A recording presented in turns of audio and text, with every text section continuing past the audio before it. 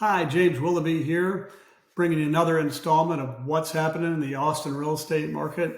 We break down weekly the active versus pending, look at failed listings, sold listings, and just the general market trend on a weekly basis. So if you're a buyer or a seller, it may be good statistics to look at versus just looking at the Board of Realtors sold stats, which is a lagging indicator of what's really going on in the marketplace. So this is as fresh and current as possible.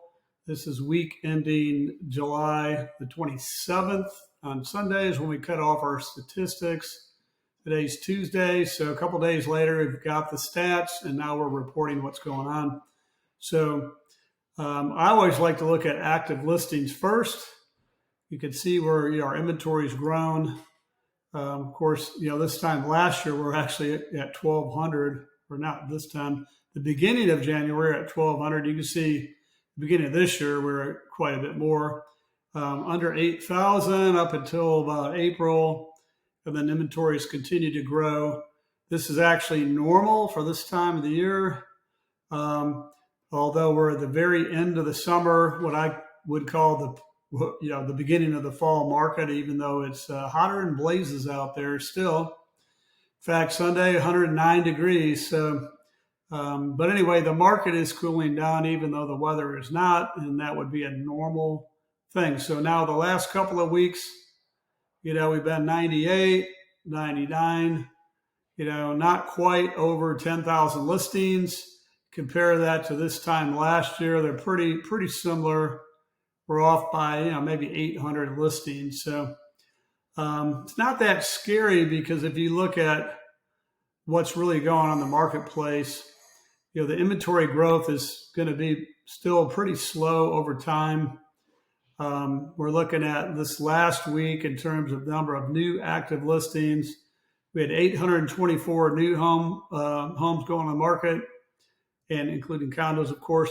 738 went pending. It's actually interesting, the exact same number of pendings 2 weeks in a row. And remember, we're only doing the 5-county Austin area. And of course, we're doing townhomes, condos, and single family. So these are the stats that ABOR, Austin Board of Realtors, reports. The reason why we try to mirror them is because ultimately they're end of the month closed transaction graphs. I want them to be exactly the same. Now we're doing leading indicator, in other words, pendings and new listings, and they're doing historical data, and they don't even close it out until the third week of each month. So looking at weeks of inventory is probably the most important chart to look at. And you can see where we started out with the year with quite a few weeks of inventory, coming off of a crazy year last year. That was a crazy shift. And then we kind of settled in at this 10-week mark. You can see where it's been a little bit lower and then a little bit higher than 10 weeks.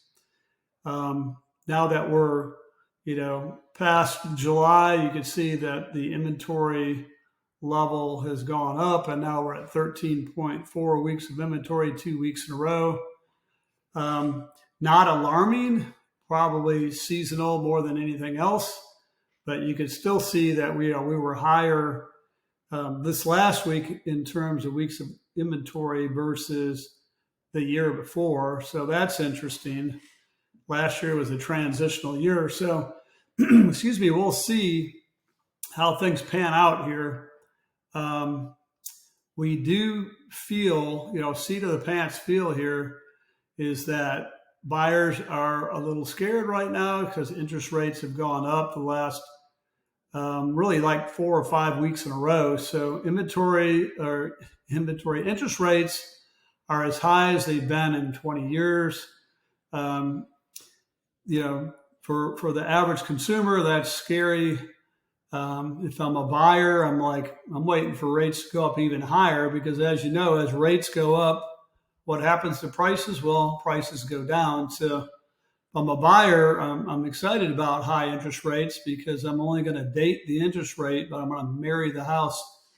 If I'm a seller, I'm going to want to be on the leading edge of pricing. In other words, I'm not going to price like the pack. I'm going to have to price under the pack because the next home to sell is the best value, value being price and what you're offering for that price.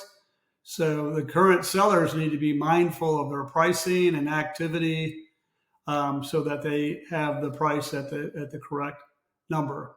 Next week, we're going to go over month over month stats, so you can get kind of a better historical perspective. And of course, we'll also do the weekly stats. So we'll look forward to talking to you then. Thanks.